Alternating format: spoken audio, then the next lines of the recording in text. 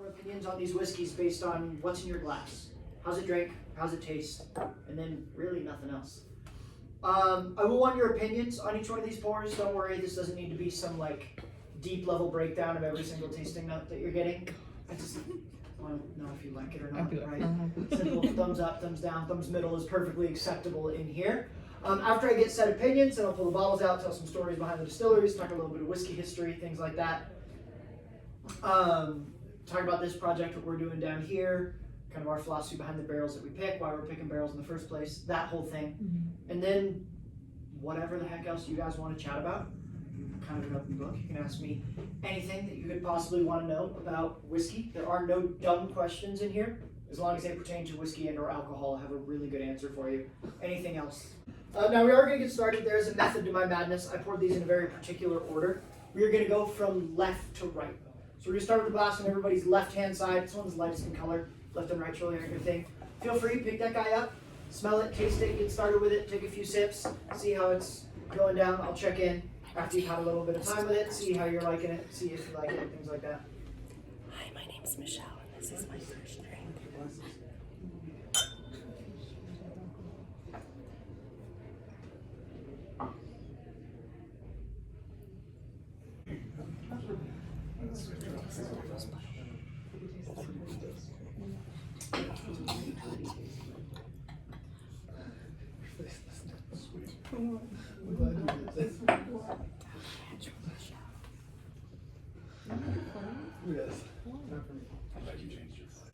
All right, how are we doing on the first pour so far? We've had a few sips of it, liking it, not liking it, how's it going down?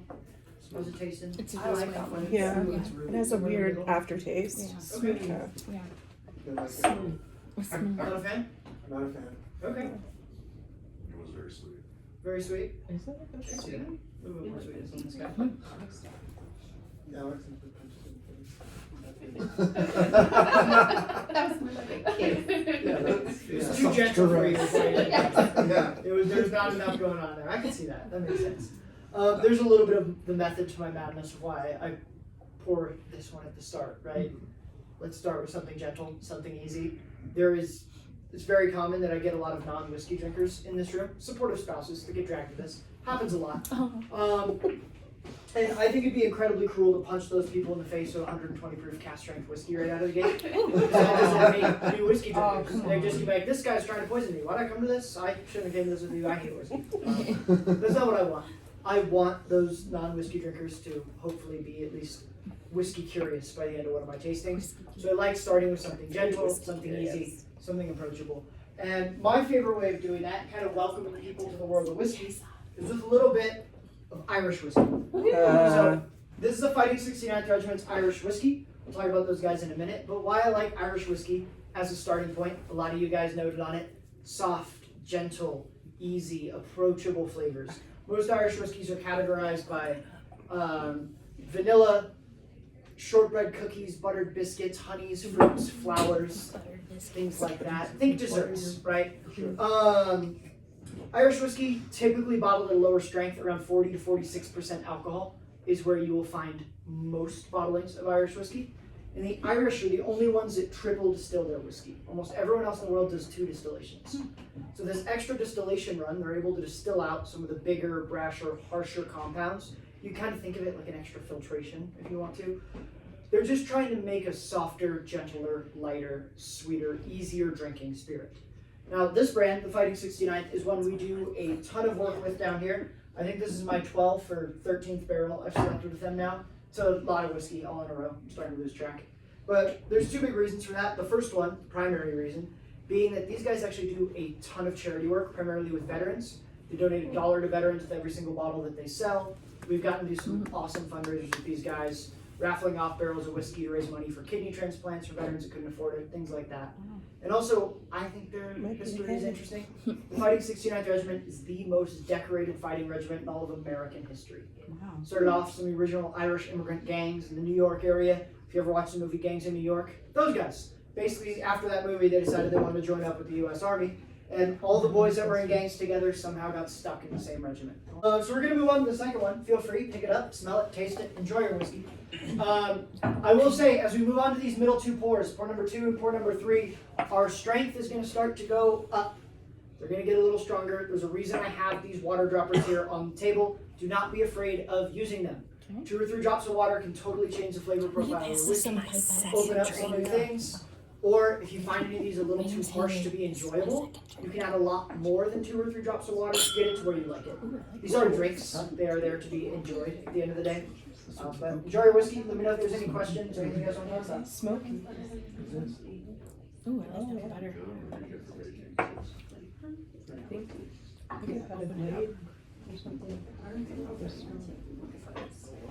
It's like a science. Where's Dr. Bob? Science.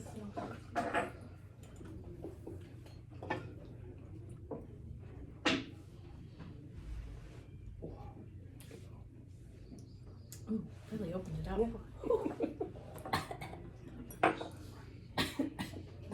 Okay. Got some hair in my chest.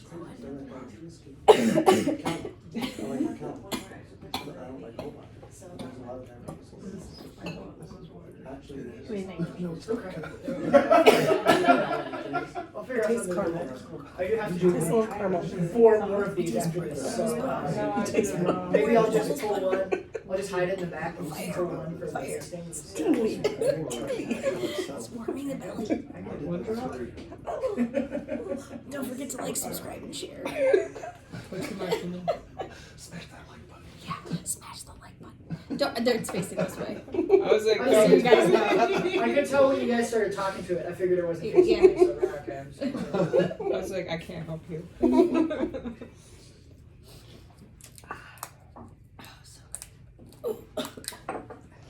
One has a better finish. Yeah, this was definitely like the One has a caramely. cleaner finish. That one. Yeah. It's This a is bourbon. one. What is this whiskey? I'll show you. Patience. Sorry. Gonna get to it. So sorry. She's excited. The liquor ring. So this is something really unique that we did for the hotel. This is exciting. This is bourbon. We're Oh. of course I'm gonna pour bourbon in here. People wouldn't like me very much if I never poured any bourbon. I think it'd be I get very poor reviews, basically, to say the least.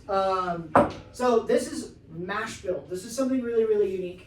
What we did is we got to work with the guy that owns this company, Mash Build. He has a barrel aging warehouse just outside of Denver that he's been buying barrels of bourbon from all around the country for like 15 years now. He just goes around, buys a barrel of bourbon from different distilleries all around the U.S.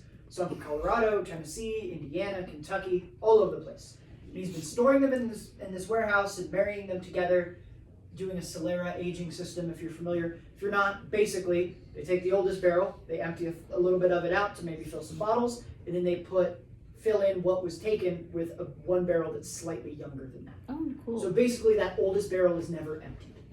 So he's mass producing an infinity bottle, basically. So he's- Basically, he has like It's like a sourdough. 20 starter. different infinity barrels Okay. that he's constantly blending, if that makes sense. It's like No, it makes For the total labor. Hey, no, we have friends that are like really into the infinity thing. yeah, so it's like infinity bottle done at a barrel scale. That's what I was gonna And say. then he goes in and he'll be like, all right, I'm going to take these 3 different infinity barrels and blend them together with this one that's just an independent barrel that I got from somebody. And he does some really interesting mixing and marriaging like that.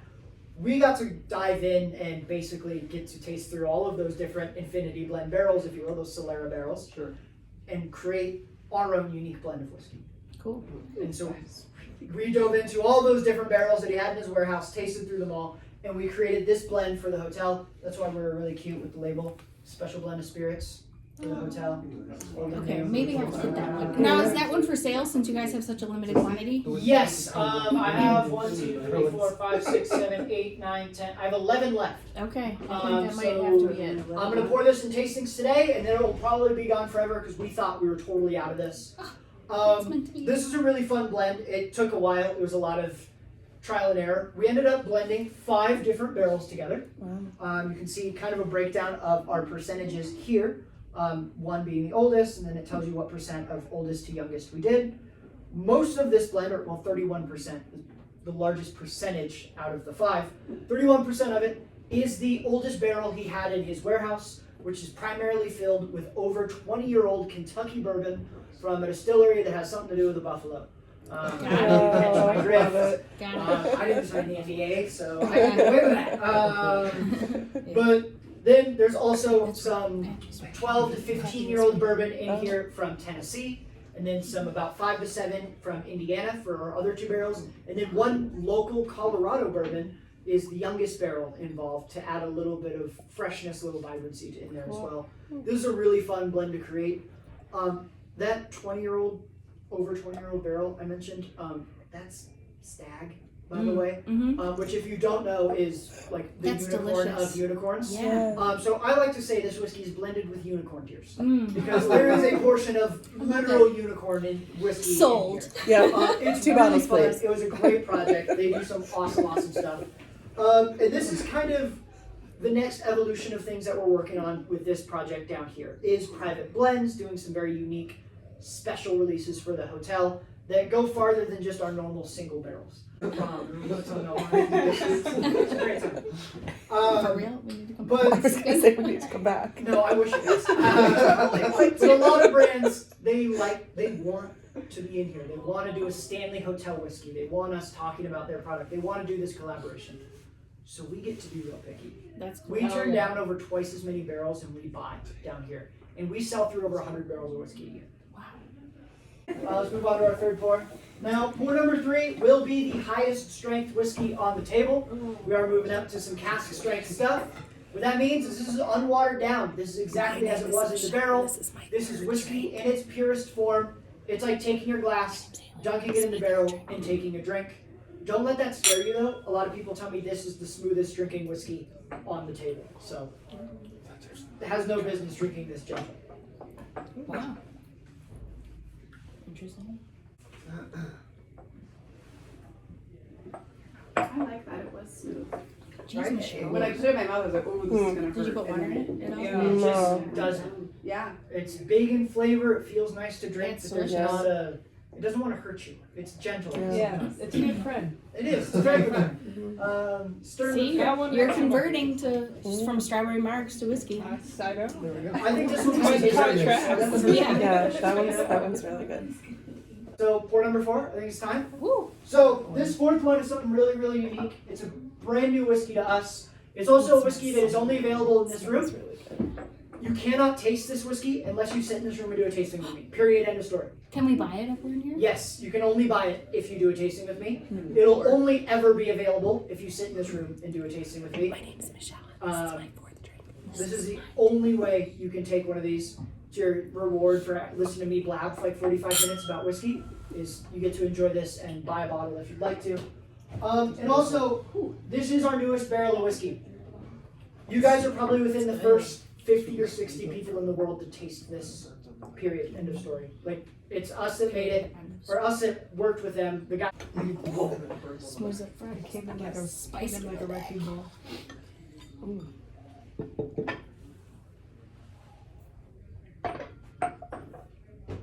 It's that.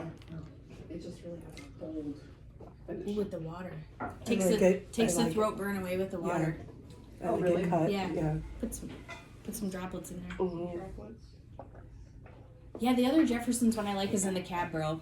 Again, I don't doubt that it's gimmicky, and I love cab, so that's another one that's really good. I think the wine finishing, the secondary maturation things, I don't think that's gimmicky. That is something else entirely, for me at least.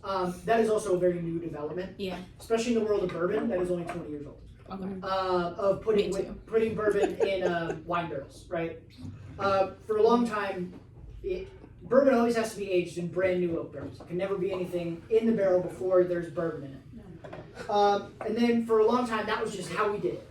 And then bourbon fell out of favor for like through the 60s into the 2 and early 4, I think are my late favorites. 80s, early 90s because Bacardi and James Two- Bond made whiskey 2 and for 4, a is that while. what you said? Mhm. So then, when bourbon started getting popular again in the 90s, the 2000s, everything was done through tradition. It's like, oh no, this is how we used to do it. And if you deviate from that path, you don't know how to make good whiskey. You're just trying to.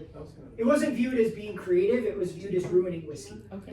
Until Angel's Envy were the first guys that did it. Yeah. Lincoln Henderson, his signature's on the front. He decided he wanted to take Kentucky bourbon and put it in port wine barrels and see what happened. But the just so reason smooth. he didn't Yeah. get the criticism, Yeah. he was the master distiller of Woodford Reserve for 35 years. Yeah. So no one's going to tell that guy, you don't know what you're doing with whiskey, sir. How dare you? Everyone just went, port? What is that? I don't Yeah. even, good luck, man. And then it was an absolute commercial success. And then everybody in the industry was like, oh, consumers want this. We should do that too. And then now, after that, we've started to see so many unique whiskey and wine barrel, and especially in the bourbon side of things, that's really, really Yeah. exciting. Angel's Envy wasn't the first to do it in all of whiskey. That credit actually goes to the Balvenie. They were the first people to take whiskey from one cask and move it to a secondary cask to see what happens. But now in bourbon, Angel's Envy are the ones that made that socially acceptable. Now the industry is following suit. Well, I'm happy for that. Right. The morning. How are we doing on number 4? This is great. I like it. Yeah. Yeah, it was good. But this is using all locally grown Colorado barley. This is all local grains. We grow amazing barley here in Colorado for alcohol production because we're famous for a different kind of alcohol, not whiskey, beer. Maybe you guys have had a Colorado beer a time or two in your life. There's a couple of them that are kind of popular, just a few. Down in Fort Collins, there's like 400 or something. It's too many. There's a brewery on every corner. It's insane. This whiskey though that you guys are trying is a very unique version of their whiskey. This is the first ever of their Distinguished Cask series. It's a new project they've been kind of working on secretly. Very mindful. They've been getting a bunch of unique wine barrels and used barrels for different spirits and things like that. Really hard to get types of barrels, and laying down whiskey in them for the last few years. And that way they can kind of see what happens, and they're going to do some really limited small batch releases or single barrel releases of something incredibly unique. This one, being the first one, spent all 7 years of its aging in Oloroso sherry barrels for the whole time. So this is sherry aged whiskey, so that's where that really rich, dark, kind of dark fruits and maple and kind of walnut sweetness is coming from. Does that mean we get their whiskey? We'll see, Yeah. maybe somewhere. Where y'all from? Michigan down here. Okay, where should we sit? This side down here. Okay. How about us sit across from you? Us, right? Perfect. What's that? 10? 2, 4, 6. Hopefully we can count. Yeah. They didn't say that was part of this. Math is hard.